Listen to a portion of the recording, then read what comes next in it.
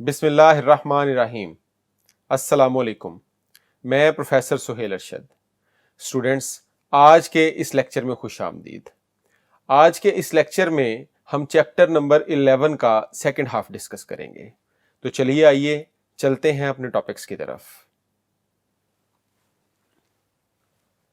Students, आज के इस लेक्चर में हम कंपैरिजन ऑफ नेस्टेड इफ और सीक्वेंस ऑफ इफ्स को देखेंगे। सेकंड टॉपिक हमारे पास स्विच स्टेटमेंट का होगा। थर्ड टॉपिक हमारे पास कंडीशनल ऑपरेटर्स का होगा। स्टूडेंट्स, आज के इस लेक्चर में हम सिर्फ ये तीन टॉपिक्स कवर करेंगे। तो चलिए आइए अपने फर्स्ट टॉपिक की तरफ चलते हैं। स्टूडेंट्स, फर्स्ट टॉपिक हमारे पास है nested if versus sequence of ifs का। नेस्टेड इफ और सीक्वेंस ऑफ इफ्स के अंदर क्या फर्क है? नेस्टेड इफ की जब हम बात करते हैं तो उसके अंदर हम एक कंडीशन लगाते हैं, उसके अंदर उसकी बॉडी के अंदर दूसरी कंडीशन लगाते हैं, फिर उसकी बॉडी के अंदर तीसरी कंडीशन लगाते हैं। स्टूडेंट्स, इसको हम कहते हैं नेस्टिंग। नेस्टिंग जो है वो किसी भी लेवल तक की जा सकती है। जबकि सीक्वेंस ऑफ इफ्स क्या है? सीक्वेंस ऑफ इफ्स के अंदर हम सारी कंडीशंस जो हैं वो इफ के साथ अलग-अलग लगा देते हैं। स्टूडेंट्स, अगर आप देखें तो नेस्टेड इफ के अंदर जो रिमेनिंग कंडीशंस हैं वो स्किप कर दी जाती हैं जब आपका एक डिसीजन हो जाता है। जब आप एक लॉजिकल डिसीजन की तरफ मूव कर जाते हैं तो बाकी की जो आपकी कंडीशंस हैं वो स्किप हो जाती हैं। जबकि सीक्वेंस ऑफ इफ्स के अंदर ऐसा नहीं होता। सीक्वेंस ऑफ इफ्स के अंदर अगर आपकी पहली कंडीशन ट्रू हो भी गई है तो उसके बावजूद भी आप बाकी की सारी कंडीशंस को बारी बारी टेस्ट करेंगे। स्टूडेंट्स, जो स्टूडेंट्स नए नए होते हैं या जो बिगिनर जिनको कहते हैं हम, वो क्या करते हैं, वो सीक्वेंस ऑफ इफ्स को यूज करना प्रेफर करते हैं, क्योंकि जब आप नेस्टिंग की बात करते हैं तो उसमें थोड़ी सी कंप्लेक्सिटी आ जाती है। चलिए आइए इनके कंपैरिजन को हम एक एग्जांपल के साथ देखते हैं। स्टूडेंट्स, ये आपके सामने एक कोड लिखा हुआ है। इस कोड में वो आपसे एक नंबर मांग रहा है। आप num के अंदर वैल्यू स्टोर करवा देते हैं। उसके बाद वो आपसे पूछ रहा है if num is greater than 0। Condition लगी हुई है यहां पे कि अगर नंबर जो है वो 0 से बड़ा होगा तो स्टूडेंट्स वो पॉजिटिव नंबर होगा। फॉर एग्जांपल, हमने यहां पर स्कैनएफ में 5 एंटर कर दिया तो स्टूडेंट्स अब num की जो वैल्यू है वो 5 है। अब यहां पर कंडीशन ट्रू हो गई और स्क्रीन के ऊपर पॉजिटिव नंबर लिखा हुआ प्रिंट हो गया। अब स्टूडेंट्स, असूलन तो इसके बाद इसको कोई भी कंडीशन चेक नहीं करनी चाहिए, लेकिन ये जो कोड लिखा हुआ है ये सीक्वेंस ऑफ इफ्स का है। अब वो अगली स्टेटमेंट पर जाएगा, दोबारा इस इफ को चेक करेगा कि कहीं नंबर जो है वो 0 से कम तो नहीं है। फिर उसके बाद फिर नेक्स्ट स्टेटमेंट पर जाएगा, फिर देखेगा नंबर 0 के बराबर तो नहीं है। स्टूडेंट्स, इसको हम कहते हैं ये सीक्वेंस ऑफ इफ्स है। हालांकि फर्स्ट कंडीशन के ट्रू होने के बाद बाकी कंडीशंस के चेक करने की जरूरत नहीं होनी चाहिए। स्टूडेंट्स, इसी प्रॉब्लम को हम सॉल्व करते हैं नेस्टेड इफ से। हम उसका एक ग्रुप बनाते हैं, उसमें ऐसी कंडीशन जो सबसे पहले टेस्ट होनी है उसको हम पहले लिखते हैं, फिर जो उसके ऊपर डिपेंड करने वाली कंडीशंस होती हैं उनको हम उसकी बॉडी के अंदर लिखते चले जाते हैं। स्टूडेंट्स, उम्मीद है ये टॉपिक आपको क्लियर हो गया होगा। चलिए आइए आज के अपने सेकंड टॉपिक की तरफ चलते हैं। स्टूडेंट्स, आज का हमारा सेकंड टॉपिक है कंडीशनल ऑपरेटर्स। स्टूडेंट्स, सीक्वेंस में तो स्विच स्टेटमेंट जो है वो हमारा सेकंड टॉपिक बनता है, लेकिन उसको हम जरा बाद में देखते हैं। उससे पहले हम कंडीशनल ऑपरेटर को देखते हैं। कंडीशनल ऑपरेटर क्या है? स्टूडेंट्स, कंडीशनल ऑपरेटर जो है वो टर्नरी ऑपरेटर को कहते हैं। इसके अंदर 3 ऑपरेंड्स इस्तेमाल होते हैं। अगर आप देखें तो ये एक एग्जाम्पल है सिलेक्शन स्ट्रक्चर की। स्टूडेंट्स, हमें पता है कि हमारे पास जो कंट्रोल स्ट्रक्चर्स हैं उनमें सीक्वेंस स्ट्रक्चर, सिलेक्शन स्ट्रक्चर और आइट्रेशन, ये 3 हमारे पास कंट्रोल स्ट्रक्चर्स अवेलेबल हैं। तो जो टर्नरी ऑपरेटर है ये हमारे पास सिलेक्शन स्ट्रक्चर की एग्जांपल है। स्टूडेंट्स, ये ऑल्टरनेटिव है इफ एल्स स्टेटमेंट का। अगर आप सिंपल इफ एल्स की जगह इसको यूज करना चाहें तो आप कर सकते हैं। स्टूडेंट्स, इसको टर्नरी ऑपरेटर भी कहते हैं। टर्नरी ऑपरेटर इसको इसलिए कहा जाता है कि इसमें 3 ऑपरेंड्स इस्तेमाल होते हैं। अब ये 3 ऑपरेंड्स क्या हैं?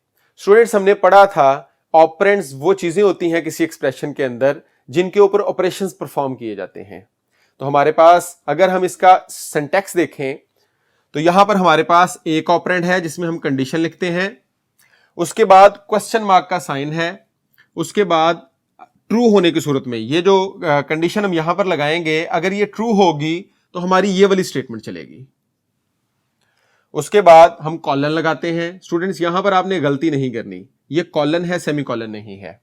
कॉलन के बाद अगर ये वाली कंडीशन फॉल्स हो जाए तो जो स्टेटमेंट चलेगी वो यहां पर लिखी जाती है। तो स्टूडेंट्स इसका फायदा ये है कि ये एक ही लाइन में बड़ा छोटा सा आपके पास एक स्टेटमेंट बनती है जिसके जरिए आपको छोटी सी डिसीजन मेकिंग कर सकते हैं। तो चलिए आइए इसकी कुछ एग्जांपल्स देखते हैं। स्टूडेंट्स इसमें सबसे पहले एग्जांपल लिखी हुई है, यहां पर हमारे पास एक कंडीशन एक्सप्रेशन लगा हुआ है, a is greater than b। अगर a b से बड़ा होगा तो प्रिंट हो जाएगा स्क्रीन पे a इज लार्जर, वरना स्क्रीन पर प्रिंट होगा b इज लार्जर। तो स्टूडेंट्स आप देखें कि अगर आप इसी को इफ एल्स से करते तो आपको पहले इफ लिखना पड़ता, फिर आप उसके आगे कंडीशन लिखते, फिर एक लाइन के अंदर आप प्रिंट एफ लिखते, फिर आपको एल्स लिखना पड़ता, फिर आप उसकी जो बॉडी है वो स्टार्ट करते और उसके अंदर जो आपने स्टेटमेंट्स लिखनी थी वो लिखते। लेकिन यहां पर यही छोटा सा जो डिसीजन है वो आपका एक ही लाइन में हो गया है। एक और एग्जांपल देखते हैं। इस एग्जांपल में a रिमाइंडर 2 इक्वल टू 0। इसका मतलब है कि किसी भी नंबर को जो कि a होगा उसको आप डिवाइड करें 2 पर, तो अगर उसका रिमाइंडर 0 बचे, तो स्टूडेंट्स हमें पता है कि किसी भी नंबर को 2 पर डिवाइड करने से अगर उसका रिमाइंडर जो है वो 0 बचता है तो इसका मतलब वो इवन नंबर है, और अगर उसका रिमाइंडर 0 नहीं बचता तो इसका मतलब वो ऑड नंबर है। तो यहां पर इसी को सॉल्व किया गया है। यहां पर एक कंडीशन दी हुई है, उसके आगे क्वेश्चन मार्क है, फिर लिखा हुआ है प्रिंट एफ इवन, कि अगर ये ट्रू हो जाए तो स्क्रीन पर इवन लिखा हुआ नजर आए, और अगर ये फॉल्स हो जाए तो स्क्रीन पर ऑड लिखा हुआ नजर आए। स्टूडेंट्स इस कंडीशनल ऑपरेटर का एक और बड़ा अच्छा यूज है, वो हम अगली एग्जांपल में देखते हैं। इस एग्जांपल में देखें, यहां पर लिखा हुआ है b इज ग्रेटर देन 1। अब ये अगर तो b ग्रेटर देन 1 होगा और इसकी वैल्यू जो है वो a में स्टोर कर ली जाएगी। अगर ये ऑपरेशन सक्सेसफुल होगा तो हमारे पास 1 प्रिंट होगा, और ये अगर ये ऑपरेशन अनसक्सेसफुल होगा तो हमारे पास 0 प्रिंट होगा। स्टूडेंट्स इसकी एक और एग्जांपल देखते हैं। मैं अगर इस a को यहां से इसको रिमूव करूं, मैं इसको यहां पे ब्रैकेट लगा दूं, अब क्या होगा, अब हमारे पास हम ये कंडीशन चेक करेंगे। इस कंडीशन को चेक करने के बाद अगर तो ये कंडीशन स्टूडेंट्स ट्रू होगी तो हम a के अंदर जो है वो 1 रखवा देंगे। a एक वेरिएबल है यहां पे, अगर ये कंडीशन ट्रू होगी तो इसमें 1 आ जाएगा, अगर ये कंडीशन फॉल्स होगी तो इसमें 0 आ जाएगा।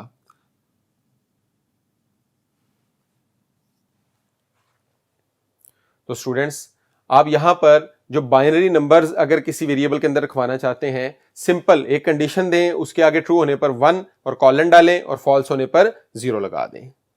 तो चलिए आइए अपने नेक्स्ट टॉपिक की तरफ चलते हैं जो कि स्विच स्टेटमेंट है। जी स्टूडेंट्स, आज का हमारा नेक्स्ट टॉपिक है switch statement. Students switch statement जो है ये कंट्रोल स्ट्रक्चर की एग्जांपल है, ये ऑल्टरनेटिव है नेस्टेड इफ एल्स इफ का। यूज की जाती है जब हमने कोई एक जो है वो ऑप्शन सिलेक्ट करनी होती है मैनी के अंदर से। स्टूडेंट्स इसमें हम कंपेयर करते हैं एक एक्सप्रेशन की वैल्यू को लिस्ट ऑफ केसेस के साथ। हम एक एक्सप्रेशन लिखते हैं, उस एक्सप्रेशन के अंदर एक वैल्यू लिखते हैं और नीचे काफी सारे केसेस लिखते हैं। उस एक्सप्रेशन की वैल्यू बारी बारी उन केसेस के साथ मैच होती है। जोन से केस की वैल्यू एक्सप्रेशन के साथ मैच हो जाए वो वाला केस जो है वो एग्जीक्यूट हो जाता है। स्टूडेंट्स इसके अंदर जो केस लेबल्स होते हैं वो इंटीजर या कैरेक्टर टाइप के होने चाहिए। हर केस में केस के आगे हम उसकी एक वैल्यू देते हैं जिसको हम केस लेबल कहते हैं। स्टूडेंट्स वो जो केस लेबल है वो या तो इंटीजर टाइप का होगा या वो कैरेक्टर टाइप का होगा। अगर उसमें हम फ्लोट यूज करेंगे तो हमारे पास एक एरर जनरेट होगा। स्टूडेंट्स ये जो एरर है इसकी लाइन भी आपको याद होनी चाहिए क्योंकि अक्सर ये एमसीक्यूज के अंदर पूछा जाता है। वो एरर क्या है चलिए आइए देखते हैं। स्टूडेंट्स आपकी स्क्रीन पर switch selection expression must be of integral type का एरर जो है वो प्रिंट हो जाएगा जब आप इसमें फ्लोट वैल्यू यूज करेंगे। स्विच जो है वो एक कीवर्ड है, इसके अंदर हम ब्रेक यूज करते हैं, इसके अंदर हम डिफॉल्ट यूज करते हैं। लेकिन स्टूडेंट एक बात आपने ज़हन में रखनी है कि स्विच स्टेटमेंट के अंदर जो ब्रेक और डिफॉल्ट हैं, इन दोनों का जो यूज है वो ऑप्शनल है, वो मैंडेटरी नहीं है। हाँ, अगर हम ब्रेक को ओमिट करेंगे उसके अंदर से तो कुछ प्रॉब्लम्स आएंगे, लेकिन सिंटैक्स एरर नहीं आएगा। ये बात आपने अपने ज़हन में रखनी है। स्टूडेंट्स, डिफॉल्ट भी तब एग्जीक्यूट होगा जब वो लिखा जाएगा, ब्रेक भी तभी चलेगी जब वो लिखी जाएगी। स्विच की स्टेटमेंट में हम ब्रेक क्यों यूज करते हैं? स्टूडेंट्स, जब हमारी स्विच की वैल्यू जो है वो किसी एक केस के साथ मैच हो जाती है तो उस केस की स्टेटमेंट्स को चलाने के बाद हमें बाकी के जो केसेस हैं उनको चेक करने की जरूरत नहीं रहती। तो हम क्या करते हैं, हम उस स्विच की स्टेटमेंट्स के बाद एक स्टेटमेंट ऐड करते हैं जिसको हम कहते हैं ब्रेक। ये ब्रेक जो है ये हमें स्विच की बॉडी से बाहर ले आती है। इसी तरह हम जितने भी केसेस लगाएंगे, हम हर केस के अंदर ब्रेक इसी मकसद के लिए लगाएंगे। स्टूडेंट्स, उसके बाद जो डिफॉल्ट ऑप्शन आपके पास लिखी हुई है, ये डिफॉल्ट जो है ये हम अपने पूरे प्रोग्राम में किसी भी जगह पर इस्तेमाल कर सकते हैं, लेकिन ये चलेगा हमेशा सबसे एंड पे। बहरहाल इनको थोड़ा सा बाद में दोबारा देख लेते हैं। चलिए आइए अब एक इसके सिंटैक्स की तरफ और इसके फ्लो चार्ट की तरफ चलते हैं। स्टूडेंट्स, ये स्क्रीन पर हमारे पास स्विच का जो है वो सिंटैक्स नजर आ रहा है। स्विच के सिंटैक्स में हम स्विच लिखते हैं, उसके आगे एक एक्सप्रेशन लिखते हैं जिसने कैलकुलेट होना है। उसके बाद हम स्विच की जो बॉडी है वो स्टार्ट करते हैं, स्विच की बॉडी एंड करते हैं, और हमने बाकी का जितना भी काम है स्विच का वो इस बॉडी के अंदर अंदर करना है। अब हम इस बॉडी के अंदर अपने जितने भी केसेस होंगे वो सारे के सारे केसेस लिखते चले जाएंगे। हम लिखेंगे केस, स्पेस डालेंगे, उसकी पहली वैल्यू लिखेंगे जिसको हम लेबल कहते हैं। इसी तरह से हम लिखेंगे केस, फिर दूसरी, फिर केस, तीसरी वैल्यू, और इस तरह से सो ऑन। जितने भी हम केसेस चेक करना चाहते हैं एक ही एक्सप्रेशन के साथ वो इनको चेक करता चला जाएगा। स्टूडेंट्स, अगर ये वैल्यू, और अच्छा एक और चीज आपने ज़हन में रखनी है कि हमने केस के वैल्यू के एंड पे कॉलन डालना है। स्टूडेंट्स, हर केस के एंड पे कॉलन आएगा, सेमी कॉलन नहीं आएगा। अक्सर ये भी चीज एमसीक्यू के अंदर पूछी जाती है। आपको एक कोड दे दिया जाता है, उसमें केस के एंड पर जो है वो कॉलन की बजाय सेमी कॉलन लगा होता है। स्टूडेंट्स उस पूरे कोड को कैलकुलेट करके उसका आंसर निकाल देते हैं, जबकि वहां पर सिंटैक्स एरर आता है। स्टूडेंट्स, जब ये केस ट्रू हो जाएगा तो हमारी ये वाली स्टेटमेंट एग्जीक्यूट हो जाएगी। इस स्टेटमेंट के बाद ये ब्रेक जो है हमें स्विच की बॉडी से बाहर ले आएगा। स्टूडेंट, अगर हमारी पहली वैल्यू नहीं ट्रू होती, दूसरी भी नहीं ट्रू होती, तीसरी भी नहीं ट्रू होती, तो लास्ट में हमारे पास जो है वो डिफॉल्ट स्टेटमेंट चलेगी। स्टूडेंट्स, हमने पहले भी देखा है कि जो डिफॉल्ट स्टेटमेंट है ये लाजमी नहीं कि आप इसको एंड पर लिखें, आप इसको स्टार्ट पर भी लिख सकते हैं। आप इसको आप पूरे स्विच की बॉडी में किसी भी जगह पर लिख सकते हैं। अच्छा, जब आप इसको एंड पे यूज करेंगे तो इसके एंड पे ब्रेक यूज करने की जरूरत नहीं है। लेकिन एक बात आपने ज़हन में रखनी है कि अगर आप डिफॉल्ट को आप एंड की बजाय स्टार्ट में यूज करते हैं तो आपको इसकी बॉडी के अंदर भी ब्रेक लगाना पड़ेगा, क्योंकि अगर आप इसकी बॉडी में ब्रेक नहीं लगाएंगे तो ये डिफॉल्ट चलाने के बाद नीचे लिखे हुए जितने भी केसेस होंगे उन सब की वैल्यूज को प्रिंट करवा देगा जब तक उसको ब्रेक नहीं मिलती। स्टूडेंट्स, ये साथ आपको इसका फ्लो चार्ट नजर आ रहा है। इसके फ्लो चार्ट में हम एक एक्सप्रेशन, ये हमने देखा एक एक्सप्रेशन कैलकुलेट होगा। एक्सप्रेशन के बाद हम फर्स्ट केस पर आएंगे। अगर तो हमारी वैल्यू मैच हो जाती है तो हम फर्स्ट केस की जो स्टेटमेंट्स हैं उनको चलाएंगे। उसके बाद ये जो ब्रेक है ये हमें इसकी स्विच की बॉडी से बाहर ले आएगा। अगर ये वैल्यू मैच नहीं होती तो हम सेकंड केस पर आएंगे। अगर उस सेकंड केस की वैल्यू मैच हो जाती है तो हम उसकी स्टेटमेंट्स को चलाएंगे। उसके बाद ये ब्रेक जो है हमें इससे बाहर ले आएगा। अगर इसकी भी वैल्यू मैच नहीं होती तो हम थर्ड केस चेक करेंगे। इसी तरह से अगर थर्ड केस भी वैल्यू मैच नहीं होती तो हम क्या करेंगे, जितने भी केसेस हैं सबको मैच करने के बाद एंड पे जो डिफॉल्ट है हम उसको चला देंगे। अब उस डिफॉल्ट के अंदर जो भी स्टेटमेंट्स लगी होंगी वो सारी की सारी एग्जीक्यूट हो जाएंगी। स्टूडेंट्स, इस डिफॉल्ट में मैंने यहां पर ब्रेक नहीं लिखा, यहां पर भी ब्रेक नहीं लिखा। ब्रेक इसलिए नहीं लिखा क्योंकि ये डिफॉल्ट बिल्कुल एंड पर यूज हो रहा है। अगर यही वाली डिफॉल्ट की स्टेटमेंट मैं स्टार्ट में यूज करता तो मैं इसके अंदर ब्रेक लाजमी शामिल करता, उसकी रीजन मैंने आपको पहले ही बता दी है। तो चलिए स्टूडेंट्स, अब देखते हैं ब्रेक का और डिफॉल्ट का यूज हमारे स्विच के अंदर क्या क्या है। आइए नेक्स्ट स्क्रीन की तरफ मूव करते हैं। स्टूडेंट्स, आपके पास जो ब्रेक स्टेटमेंट है इसमें लिखा हुआ है it must be included at end of each case statement. यहां पर मस्ट बी का मतलब यह नहीं कि ये उसके सिंटैक्स का हिस्सा है। मस्ट बी का मतलब है कि ये लाजमी लिखी जानी चाहिए। अगर ये हम नहीं लिखेंगे तो हमें प्रॉब्लम जरूर आएंगे, लेकिन सिंटैक्स एरर नहीं आएगा। तो स्टूडेंट्स, अगर इसका मतलब अगर स्विच की स्टेटमेंट में किसी जगह पर ब्रेक नहीं लगा हुआ तो आपने उसको सिंटैक्स एरर कंसीडर नहीं करना।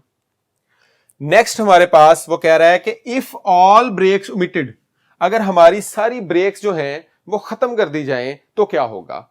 स्टूडेंट्स, जब हम अपनी सारी ब्रेक्स को खत्म कर देंगे तो जो केस भी मैच होगा उसके बाद आने वाले जितने भी केसेस होंगे उन सबको चेक किए बगैर वो उसकी स्टेटमेंट्स को एग्जीक्यूट कर देगा।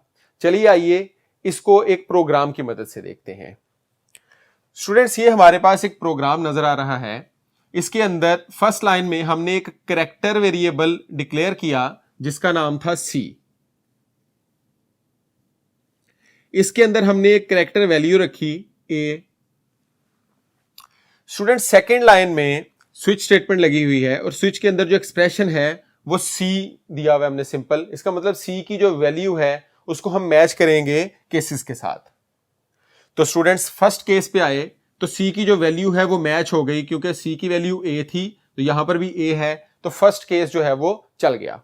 अब जब फर्स्ट केस चला तो उसके अंदर जो लिखा हुआ है ए, ये प्रिंट हो जाएगा।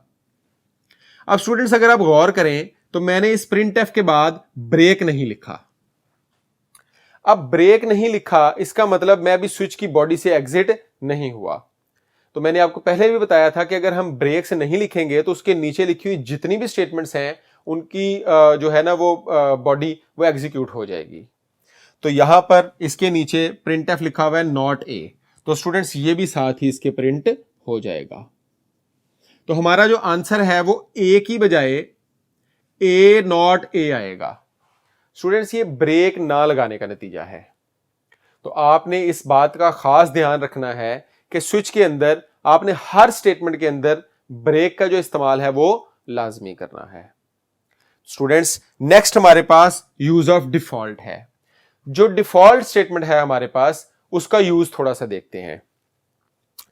वो कहता है if none of the cases is matched then default executed. अगर हमारे पास स्विच स्टेटमेंट में कोई एक भी केस की जो वैल्यू है वो एक्सप्रेशन के साथ मैच नहीं करेगी तो हम डिफॉल्ट यूज करेंगे। वहां पर ऑटोमेटिकली जो डिफॉल्ट है वो एग्जीक्यूट हो जाएगा। लेकिन वो डिफॉल्ट स्टूडेंट सिर्फ तब एग्जीक्यूट होगा जब वो लिखा हुआ होगा। क्यों? हमने पहले भी देखा कि जो डिफॉल्ट है ये आपके हर प्रोग्राम के अंदर इंक्लूड करना लाजमी नहीं है, यानी कि ये आपके प्रोग्राम के सिंटैक्स का हिस्सा नहीं है।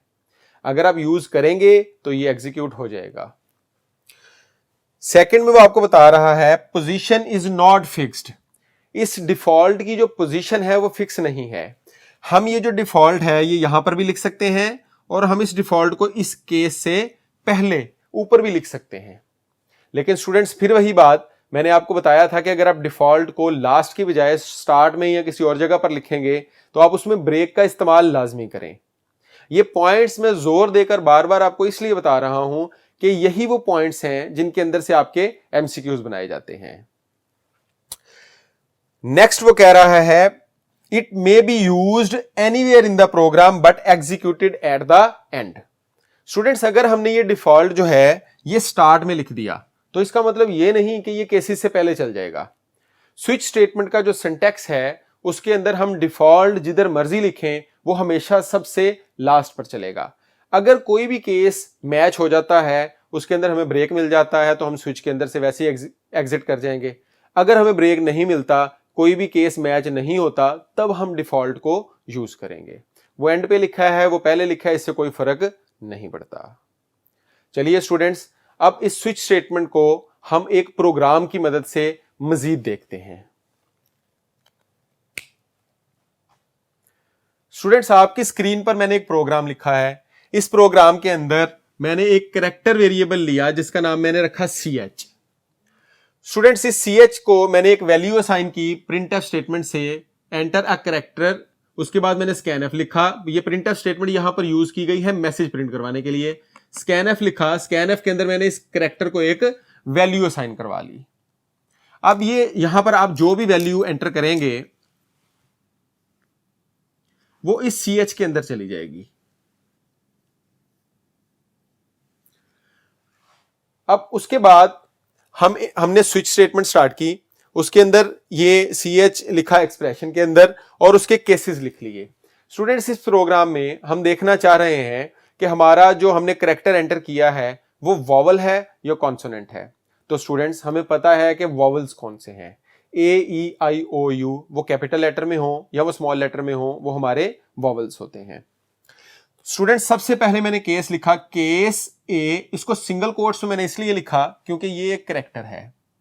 स्टूडेंट्स आपने इसमें एक चीज और नोट करनी है कि यहां पर मैंने दो केसेस जो हैं वो इकट्ठे लिख दिए हैं। मैंने लिखा केस ए और उसके बाद जैसे ही मैंने कॉलन डाला तो स्टूडेंट्स ये केस यहां पर खत्म हो गया, ये इसकी स्टेटमेंट खत्म हो गई।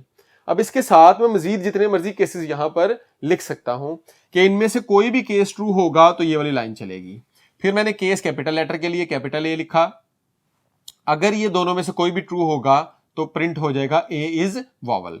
इसी तरह से अगर इनमें से कोई केस ट्रू होगा तो E is vowel, I is vowel, O is vowel, और अगर इनमें से कोई भी केस ट्रू नहीं होगा यानी कि हमने AEIOU के अलावा कोई वैल्यू दी होगी तो स्क्रीन पर डिफॉल्ट स्टेटमेंट चलेगी और प्रिंट हो जाएगा you entered a consonant. Students आपने नोट किया होगा कि यहां पर भी हमने हर केस के स्टेटमेंट्स के एंड पर ब्रेक लगाया हुआ है। स्टूडेंट्स चलें इसको थोड़ा सा चेंज करते हैं। फॉर एग्जाम्पल मैंने यहां पर इस CH को वैल्यू दी थी A और यहां पर ये ब्रेक नहीं लगा हुआ,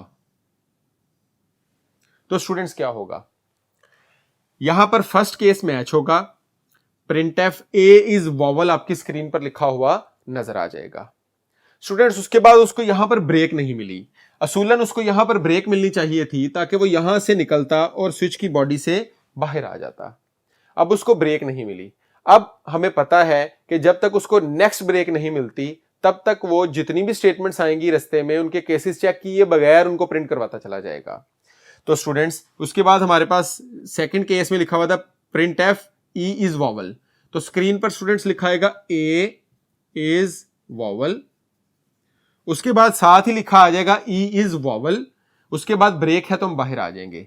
स्टूडेंट्स अगर यहां भी ब्रेक ना होती तो फिर नेक्स्ट भी प्रिंट होता, इसी तरह से अगर यहां भी ब्रेक ना होती तो उससे नेक्स्ट भी प्रिंट होता, यहां तक कि अगर हम सारे केसेस के अंदर से ब्रेक्स को रिमूव कर देंगे तो जो डिफॉल्ट के अंदर स्टेटमेंट लिखी हुई है वो भी एग्जीक्यूट हो जाएगी। स्टूडेंट्स उम्मीद है स्विच का जो टॉपिक है वो आपको समझ आ गया होगा। हमने इसको मैक्सिमम एलेबोरेट करने की कोशिश की है एग्जांपल्स के साथ। जो पॉइंट्स, जो की पॉइंट्स आपको बताए गए हैं उन की पॉइंट्स को आपने अपने ज़हन में रखना है कि स्विच स्टेटमेंट के अंदर हमारे पास केस का जो लेबल है वो लाजमी है, केस हम लाजमी यूज करेंगे, हम ब्रेक और डिफॉल्ट जो है वो हमारे पास ऑप्शनल है, वो हम यूज तो करते हैं लेकिन वो सिंटैक्स का हिस्सा नहीं है। स्टूडेंट्स एक और बात आपने अपने ज़हन में लाजमी रखनी है कि जो हमारे पास स्विच स्टेटमेंट है इसके अंदर इसका एक ड्रॉबैक है। इसका ड्रॉबैक ये है कि इसके अंदर हम इक्वालिटी टेस्ट कर सकते हैं केसेस के अंदर, इसमें हम रेंज नहीं दे सकते। तो आपने इसके ड्रॉबैक को भी ज़हन में रखना है, इसका MCQ भी आपके पास बन सकता है। उम्मीद है स्टूडेंट्स आज का लेक्चर आपको समझ आ गया होगा। इंशाल्लाह ताला नेक्स्ट लेक्चर में फिर मुलाकात होगी। अल्लाह हाफिज।